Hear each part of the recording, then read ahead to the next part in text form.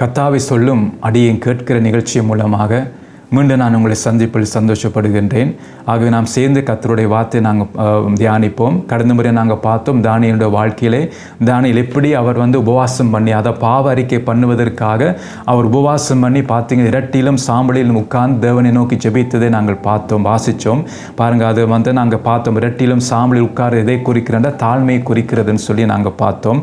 அப்போ பார்த்தீங்கன்னா அவர் சொல்லப்பட்டு விண்ணப்பங்களினாலே தேட என் முகத்தை அவருக்கு நேராக்கியன்னு சொல்லி பட்டிருக்கு.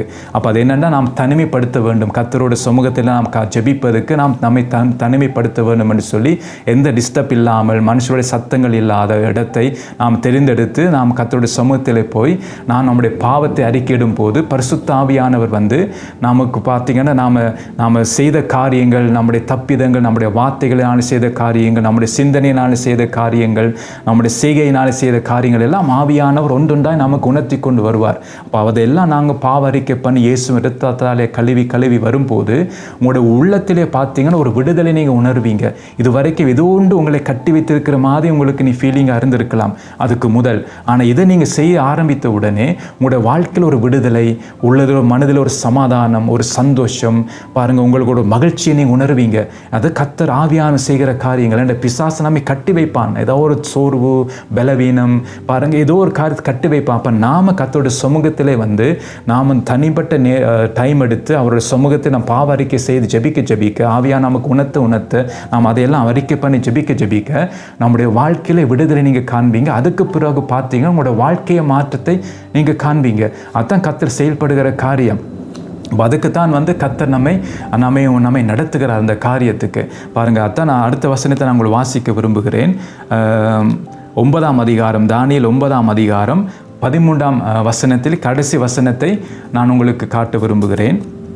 பாருங்கள், ஆனாலும் நாங்கள் எங்கள் அக்கிரமங்களை விட்டு திரும்புகிறதுக்கும் உம்முடைய சத்தியத்தை கவனிக்கிறதுக்கும் எங்கள் தேவனாய் கர்த்தரின் முகத்தை நோக்கி கெஞ்சினதில்லை சொல்லி அங்கே பார்க்குறோம் தானியேல் சொல்லுகிறதை.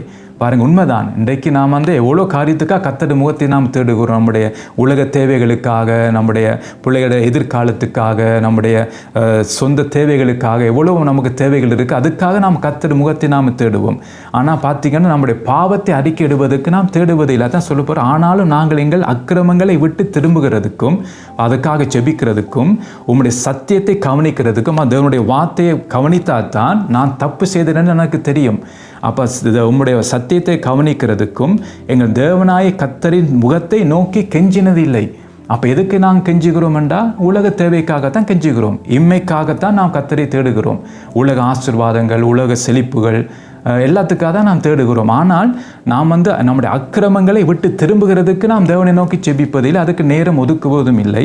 உம்முடைய சத்தியத்தை கவனிக்கிறதுக்கும். அப்போ கவனிக்கிறது என்ன அர்த்தம்னு சொன்னால் கர்த்தருடைய வார்த்தையை வாசித்து இதன்படி என்னுடைய வாழ்க்கை இருக்கான்னு சொல்லி அதோடு ஒப்பிட்டு பார்ப்பது, அதுதான் கவனிக்கிறது. அப்போ இது ஒப்பிட்டு பார்த்தா தெரியும், இந்த வசனப்படி நான் மீறிட்டேன், வசனப்படி என்னுடைய வாழ்க்கை இல்லை, உடனே ஆண்டவர் இந்த வசனப்படி என்னுடைய வாழ்க்கை மாற்ற வரும்னு சொல்லி அதான் பாவறிக்கை செய்யும் போது இந்த வசனத்தை கொண்டு ஜெபிக்க ஆவியின் பட்டத்தை கொண்டு ஆண்டவரே உங்களுடைய வார்த்தைப்படியப்பா என்னுடைய வாழ்க்கையில் ஒரு மாற்றம் உண்டாகட்டும், என்னுடைய வாழ்க்கையிலே கர்த்தாவே ஒரு சுவாபத்தில் ஒரு மாற்றங்கள் உண்டாகட்டும்னு சொல்லி நாம் ஜெபிக்க வேண்டும். ஆனால் நாம் அதுக்காக நாம் கர்த்தரை தேடுவதில் சொல்லப்பட்டிருக்கு, எங்கள் தேவனாய கர்த்தரின் முகத்தை நோக்கி கெஞ்சினது இல்லையா. இப்போ தானியேல் வடிவாக சொல்கிற அந்த காரியத்தை. அப்போ இன்னொரு காரியத்தை உங்களுக்கு சொல்ல விரும்புகிறேன். தானியேல் 9ஆம் அதிகாரம் 23ஆம் வசனத்தை நான் உங்களுக்கு வாசிக்க விரும்புகிறேன்.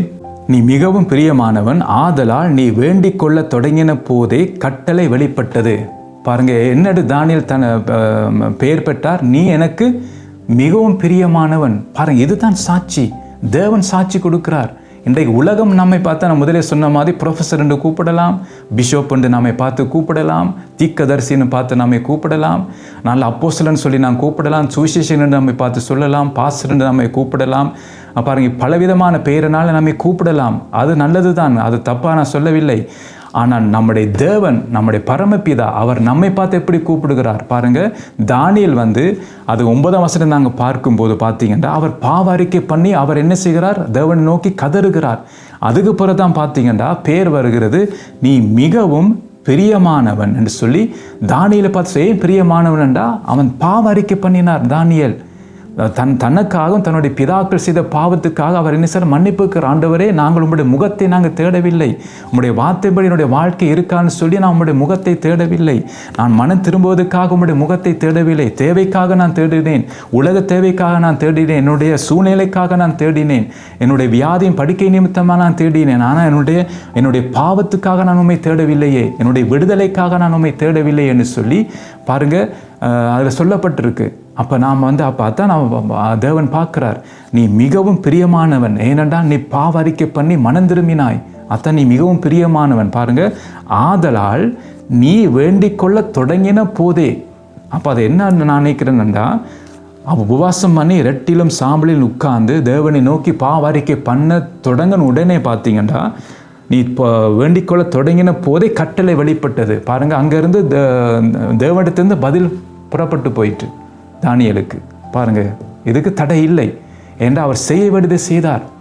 அதான் நாங்கள் பார்த்தோம். அதில் இரவும் பகலும் நாம் ஜெபிக்கிறோம், தேவனிடத்திலிருந்து பதில் வரவில்லை. அப்போ அது தேவனிடத்தில் தப்பு இல்லை, என்னிடத்து தான் தப்பு. நான் என்னை பரிசோதித்து பார்க்கவில்லை, ஏன் ஜெபத்துக்கு பதில் வரவில்லை என்று சொல்லி நான் பரிசோதித்து பார்க்க வேண்டும். எனக்கும் தேவனுக்கும் ஏதாவது தடையாக இருக்கா? சில கசப்பு தடையாக இருக்கலாம், நான் முதல்ல சொன்ன மாதிரி கோபங்கள் தடையாக இருக்கலாம். அப்போ அதெல்லாம் நாம் தகர்த்து போட வேண்டும். அதுதான் தானியேல் செய்தார். என்ன செய்தார்ன்றா, அவர் பாவ அறிக்கை பண்ணி ஜெபித்தார். அப்போ அவர் ஜெபித்த தொடங்கின உடனே அங்கே தேவனிடத்திலிருந்து பதில் வர துவங்கிட்டு, பிசாசு ஒன்றும் செய்ய முடியலை, குற்றப்படுத்த முடியலை, அவன் வாயை மூடிட்டான். அப்படியே உடனே ஆண்டவர் பதில் அனுப்பிவிட்டார். அதுதான் இன்றைக்கு நாம் செய்ய வேண்டிய காரியங்கள். நாங்கள் என்ன செய்ய வேண்டுமென்றா, பாவ அறிக்கை நாம் பண்ண வேண்டும். பாருங்கள், அது நெகேமியா பார்த்தீங்கன்னா அவர் செய்கிறார். நெகேமியா பாருங்கள், முதலாம் அதிகாரம் 4ஆம் வசனத்தை அதில் பார்க்கும்போது, இந்த வார்த்தைகளை கேட்டபோது நான் உட்கார்ந்து அழுது சில நாளாய் துக்கித்து உபவாசித்து மன்றாடி பரலோகத்தின் தேவனை நோக்கி என்று சொல்லி பார்க்கும்போது அவர் என்ன செய்கிறார்? தேவனை நோக்கி செபிக்கிறார். பாருங்கள், இந்த செய்தியை கேட்ட உடனே அவர் என்ன செய்கிறார்? செபிக்கிறார். நெகேமியா பார்த்தீங்கன்னா அவர் செய்கிறார். 6ஆம் 7ஆம் வசனத்தை பார்த்தீங்க, 1ஆம் அதிகாரம் அதில் சொல்லப்பட்டிருக்கு, உமது அடியாராக இஸ்ரவேல் புத்திரருக்காக இன்று இரவும் பகலும் உமக்கு முன்பாக மன்றாடி. பாருங்கள், இதில் ஜெபம் எப்படி சொல்ல, இரவும் பகலும் என்று சொல்லுகிறார். மன்றாடி இஸ்ரவேல் புத்திராகிய நாங்கள் உமக்கு விரோதமாக செய்த பாவங்களை அறிக்கையிடுகிற அடியனுடைய ஜெபத்தை கேட்கிறதுக்கு உம்முடைய செவி கவனித்தும் உம்முடைய கண்கள் திறந்ததும் இருப்பதாக. நானும் என் தகப்பன் வீட்டாரும் பாவம் செய்தோம். பாருங்கள், ஒத்துக்கொள்கிறார். நானும் என் தகப்பன் வீட்டாரும் பாவம் செய்தோம். தேவனுக்கு முன்பாக அவர் ஒத்துக்கொள்ளுகிறார், அறிக்கை பண்ணுகிறார். நாங்கள் உமக்கு முன்பாக மிகவும் கெட்டவர்களாய் நடந்தோம். பாருங்கள், பாவிக்கிற வார்த்தைகளை பாருங்கள். நாம் அப்படி ஜெபிக்கிறோமா? நெகேமியா ஜெபித்தபடி நாம் ஜெபிக்கிறோமா? பாருங்கள், நீர் உம்முடைய தாசனாகிய மோசேக்கு கற்பித்த கற்பனைகளையும் கட்டளைகளையும் நியாயங்களையும் கை கொள்ளாதே போனோம். அப்போ தேவனுடைய வார்த்தையை கை கொள்ளாமல் போவதே பாவம் தான் அது. அப்போ எத்தனை முறை நாங்கள் பார்த்தீங்க கர்த்தருடைய வார்த்தை நாம் மீறி நடந்திருக்கிறோம். யோசிச்சு பாருங்கள், நம்ம அன்றாட வாழ்க்கையிலே தேவனுடைய வார்த்தை எவ்வளோ முறை நாங்கள் மீறி நடந்திருப்போம். அதை நான் மீறி நடந்தாலும் கூட அதை மீறி நடந்துட்டோம் என்று கூட உணர்வு நமக்கு இல்லை. ஏன்னா நமக்கு தேவனுடைய வார்த்தை நம்முடைய இதயத்தில் இல்லை. தேவனுடைய வார்த்தை நம்ம இதயத்தில் இருக்கிற பதிலாக பார்த்தீங்க உலக ஆசைகள் இருக்கிறது, உலக இச்சைகள் நம்முடைய இதயத்தில் இருக்கிறது. அது மாத்திரமல்ல பார்த்தீங்கன்னா கசப்பு, எரிச்சல், பொறாமைகள், வாக்குவாதங்கள், பாருங்கள் எரிச்சல், அப்படியெல்லாம் நம்ம இதயத்தில் இருக்கிறபடியால் கர்த்தருடைய வார்த்தை நம்முடைய இதயத்தில் இல்லாமல் இருக்கிறது. அதான் அவர் சொல்லுகிறார், கற்பனைகளையும் கட்டளைகளையும் நியாயங்களையும் கை கொள்ளாதே போனோம். அப்போ அதெல்லாம் அவர் ஒத்துக்கொள்கிறார், அறிக்கை பண்ணுகிறார். ஆண்டவரே, உம்முடைய வார்த்தை எனக்கு தெரிஞ்சும் கூட உம்முடைய வார்த்தை நான் கை கொள்ளவில்லை. உம்முடைய வார்த்தை எனக்கு தெரிஞ்சும் கூட அதை நான் அசட்டை பண்ணிவிட்டேன். அதை நான் கை கொள்ளாமலே அதை நோக்கி நான் பார்க்கவே இல்லை என்று சொல்லி அவர் ஜெபிக்கிறார். அப்போ இன்றைக்கு நாம் அப்படி ஜெபிக்கிறோமா? பாருங்கள், நாம் அப்படியான ஜெபம் செய்வதில்லை. ஏதோ நாம் ஜெபிக்கிறோம்னு சொல்லி பேரில் ஜெபிச்சுட்டு போகிறோம், ஆமீன் சொல்லிட்டு எழுந்து போகிறோம். ஆனால் சரியான ஜெபத்தை நாம் செய்கிறோமா? பாவ அறிக்கை நாம் பண்ண வேண்டும்.